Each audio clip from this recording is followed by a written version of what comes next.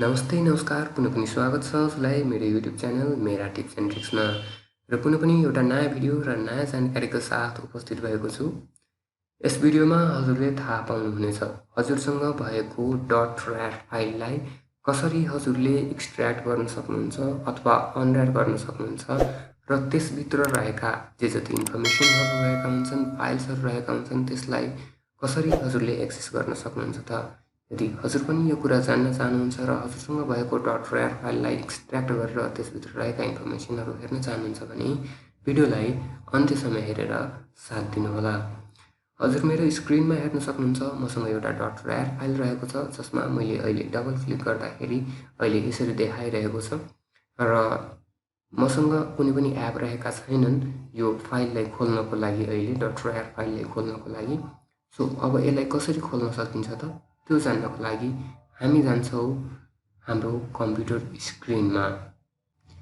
र आफ्नो कम्प्युटर स्क्रिनमा आइसके पश्चात हजुरले यदि यो भिडियो हेर्दै हुनुहुन्छ भने भिडियोको डिस्क्रिप्सनमा एउटा लिङ्क राखिदिनेछु, त्यहाँ क्लिक गरिसके पश्चात हजुर यो पेजमा आउनुहुनेछ र यहाँ WinRAR भनेर एउटा एप्लिकेसन रहेको छ। यो उक्त एप्लिकेसन अथवा सफ्टवेयर अर एक्सटेन्सन फाइल भनौँ, यो चाहिँ हजुरले आफ्नो ल्यापटप तथा कम्प्युटरमा डाउनलोड गर्नुपर्ने हुन्छ र हजुर डाइरेक्ट गुगल सर्चमा गएर पनि हेर्न सक्नुहुन्छ। गुगलमा गएर हजुरले WinRAR टाइप गर्नुभयो भने यो WinRAR को वेबसाइट हजुरको टपमै आउनेछ। यो वेबसाइट देख्न सक्नुहुन्छ र डाउनलोड WinRAR को अप्सन पनि यहाँबाट पनि हजुर डाउनलोड गर्न सक्नुहुन्छ। हामी चाहिँ यही डिस्क्रिप्सनमा भएको लिङ्कबाट डाउनलोड गर्दैछौँ। हजुरसँग 64 बिटको ल्यापटप रहेको छ, कम्प्युटर रहेको छ भने यो डाउनलोड WinRAR को अप्सनबाट डाउनलोड गर्न सक्नुहुन्छ र यसलाई इन्स्टल गर्न सक्नुहुन्छ भने यदि हजुरसँग 32 बिटको ल्यापटप अथवा कम्प्युटर रहेको छ भने क्लिक हियर फर 32 बिट भनेर भनेको छ, त्यहाँ चाहिँ क्लिक गर्नुपर्ने हुन्छ र त्यहाँ क्लिक गरिसके पश्चात यो पेजमा आउनुहुनेछ। यहाँबाट हजुरले WinRAR डाउनलोड गर्नुपर्ने हुन्छ 32 बिटको लागि। हामी 64 बिटकै डाउनलोड गर्दैछौँ। यहाँ डाउनलोड WinRARमा क्लिक गर्छौँ। डाउनलोड WinRARमा क्लिक गरिसके पश्चात यो पेज आउनेछ। यहाँ चाहिँ कन्टिन्यू टु डाउनलोड WinRAR भनेर रहेको छ, माथि देखाइरहेको, त्यसमा फेरि क्लिक गर्छौँ र यसमा क्लिक गरिसके पश्चात अब हाम्रो WinRAR को जुन एक्सटेन्सन फाइल रहेको छ त्यो चाहिँ डाउनलोड हुँदैछ र यो हाम्रो डाउनलोड भइसकेको छ।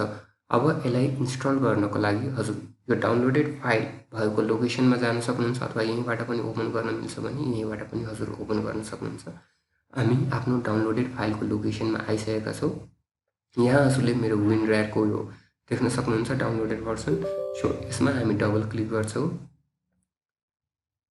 डबल क्लिक गरिसके पश्चात हजुरको स्क्रिनमा एउटा नोटिफिकेसन जस्तै आउनेछ, एउटा पर्मिसन यसले माग्नेछ, त्यसलाई हजुरले अलो गर्नुपर्ने हुन्छ। अलो गरिसके पश्चात यस्तो आउनेछ। यहाँ केही एग्रिमेन्ट्सहरू रहेका छन्, यो हजुरले पढ्न सक्नुहुन्छ र यति पढिसके पश्चात हजुरले त्यसपछि इन्स्टलको बटन देख्न सक्नुहुन्छ। हामी इन्स्टलमा जान्छौँ।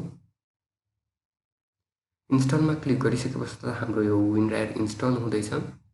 इन्स्टल भइसके पश्चात यहाँ विभिन्न अप्सनहरू देखाउनेछन्। यी अप्सनहरू हामीले केही पनि चलाउनु पर्ने आवश्यकता हुँदैन। सो केही पनि नचलाइकन ओकेमा क्लिक गरौँ।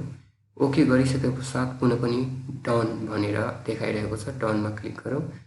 डनमा क्लिक गरिसके पश्चात हजुरको यो WinRAR जुन हजुरले इन्स्टल गर्नुभयो त्यसको प्रोग्राम फाइल हाम्रो खुलेको छ। यसलाई हजुरले क्लोज गर्न सक्नुहुन्छ। यसलाई क्लोज गरौँ र क्लोज गरिसके पश्चात अघि जुन मेरो sample.rar फाइल रहेको छ अब यस्तो देखाइरहेको छ। अब यसलाई ओपन गर्न के गर्नुपर्ने हुन्छ त, यसमा हामीले राइट क्लिक गर्नुपर्ने हुन्छ। यो फाइलमा आएर राइट क्लिक गर्नु होला र राइट क्लिक गरिसके पश्चात अब अघि नदेखाइएका अप्सनहरू अहिले देखाइरहेका छन्। Open with WinRAR, extract file, extract here, extract to sample भनेर देखाइरहेका छन्। हामी यसलाई एक्सट्र्याक्ट टु स्याम्पलमा क्लिक गर्छौँ किनभने यसको अर्को फोल्डर बन्ने छ सेम नामको र हाम्रो यो फाइल एक्सट्र्याक्ट पनि भइसकेको छ, हजुरले देख्न सक्नुहुन्छ। अब यो फोल्डरभित्र गएर हामी हेर्छौँ। यो फोल्डरभित्र हामी आइसकेका छौँ र अब हजुरले यहाँ फोल्डरभित्र 3वटा फोटोहरू हेर्न सक्नुहुन्छ जुन चाहिँ हाम्रो WinRAR.rar फाइलमा रहेका फोटोहरू रहेका थिए। यसरी हजुरले पनि आफूसँग भएका .rar फाइलभित्र रहेका इन्फर्मेसनहरू, फाइल्सहरू, फोटोजहरू जे जति पनि रहेका छन् त्यसलाई सजिलै एक्सट्र्याक्ट गरेर अनरार गरेर हेर्न सक्नुहुन्छ। र पुनः पनि हामी अर्को भिडियो र अर्को जानकारीका साथ उपस्थित हुने नै छौँ। त्यतिन्जेलसम्मको लागि च्यानललाई सब्स्क्राइब गर्नुहोला, बेल नोटिफिकेसन अन गर्नुहोला र हामीसँग कनेक्टेड रहनुहोला। हस्त, धन्यवाद, बाई बाई।